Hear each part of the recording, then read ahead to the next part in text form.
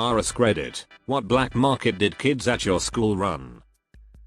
I went to a private high school with a strict dress code, ties, belt, etc.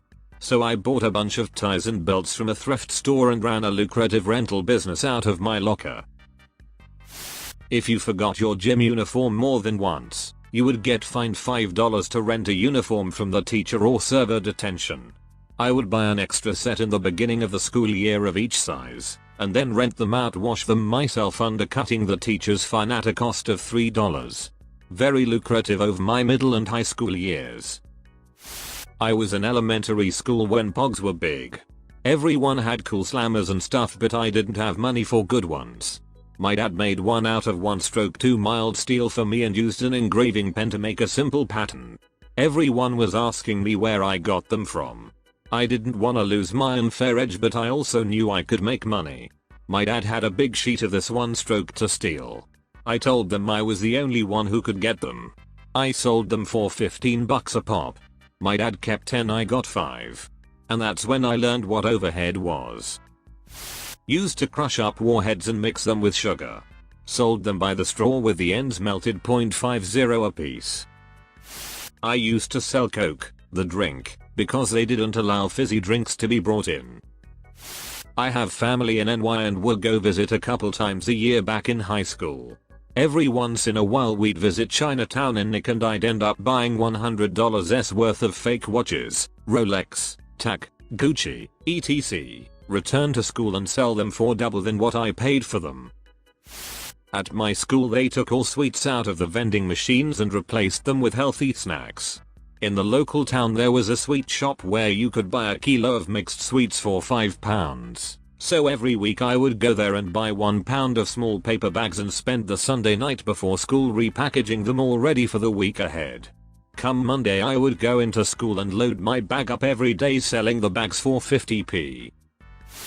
The swim team or something was selling these fundraiser lollipops and they were insanely popular. I found the website on the wrapper and discovered I could buy my own way cheaper. I could also buy only the popular flavors. So I had only the best flavors and I could undercut the actual fundraisers by a quarter, still making over 100% profit.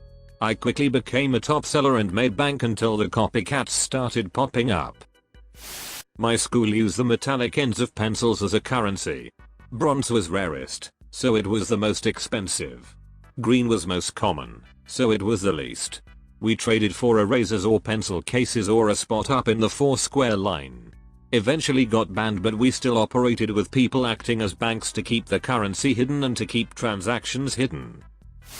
Gel pens were huge when I was in 5th grade, 99-00.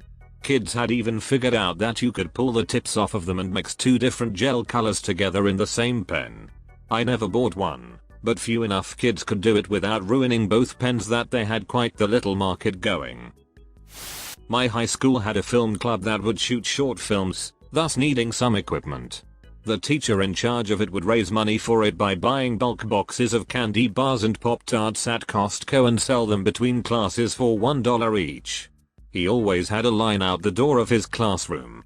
Eventually he got shut down because the cafeteria manager complained that students buying snacks at school apparently kept them from buying the pig slop food the cafeteria served. Nintendo games. Some kid sold them off for like 10 or 15 bucks a pop. I don't know where he got them from, but he said he just told his dad what he wanted and his dad would get it for him. He'd ask for the same ones over and over and it didn't matter. He'd end up with 5 copies and he'd just sell 4 of them. Either the kid was the most spoiled brat in history, or his dad was straight up stealing them anyhow. Anyways, I could never get any. I had a Sega, but I remember that kid making a killing in grade 3. 2 years ago I was a sophomore in high school, and freshmen weren't allowed to go off campus but everyone else was. So I'd take orders, go to the local fast food shops, and get the goods. I'd up the price by about $2 and ended up making about $200 a month. Apart from the 20 minutes before the morning bell rang where everyone crowded around the front of the school being an open-air drug market, there were always dice tournaments. The rules were 2 people put down X amount of money on a game, then both people rolled 2 dice at the same time. Whoever got 7 or 11 first won the money. The winners of the first rounds would play each other for the amount of money they won in previous games. This went on until the bell rang, or it was broken up by teachers, school administrators. Things often continued in the afternoon after school let out. So many people got detention and suspended for repeat gambling. Looking back, it was hilariously stupid how much money was won and lost on a game of pure luck, and the sheer number of people who got in trouble for it. Yes, I was one of them. Those Japanese sodas with the marble were the rage back in high school. Some dude sold them out of the trunk of his car. All was fine and dandy until some idiots started leaving the bottles around the hallways. Not surprisingly, someone tripped and fell on a bottle, cracked it open and had glass all over his body. That scene was fucking horrifying. After that, all sales of anything were banned and those sodas were banned. If you got caught with one, you were given detention immediately and if caught more often, suspension. Slap bracelets. Small southern town with just a Walmart and 1 or 2 small clothing stores that carried them. Anyone who went out of town to do clothes shopping or because their parents worked there would come back with bracelets we couldn't get here, so a little black market popped up. Some kids made a habit of stealing chalk when the teachers weren't looking. After a while they started selling it, charging more for longer and fresher sticks.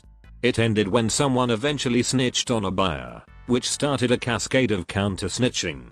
Many pockets were emptied, some with chalk, but most of the dealers had hidden their chalk and got away with it. This girl Danielle convinced my best friend and I, along with some other people, that she could forever change the taste of saliva in our mouth. So that our saliva would taste like watermelon, cotton candy, bubble gum, etc. forever. She made us wait a couple days so we could really think about what flavor we wanted in our mouth forever. For example, she would tell us, "Are you sure you always want everything you eat to have a hint of watermelon anyways?" After a couple days and we picked a flavor, she charged us money. I can't remember how much, but it was probably $0.50 or something. She made us chew on all this crazy stuff like paper clips, erasers, and other things. Obviously our saliva never changed flavor and she stopped this. But I worked at Starbucks a couple years ago in my hometown and she came in and didn't even recognize me, and all I could think about was how that girl had me chewing on paper clips. I lived in an area with a lot of retiree age people, a lot of which ended up raising their grandchildren. It really isn't a good area. Being older and from a rural area, they still don't trust online sites like eBay or Amazon, so I started ordering people things from those sites for actual money and added a charge for me to be making money off of it. It eventually got shut down because I got someone a USB in the shape of a pistol. It was the size of a USB and clearly a USB, but it didn't matter. The principal actually got the police involved to try to get me in real trouble.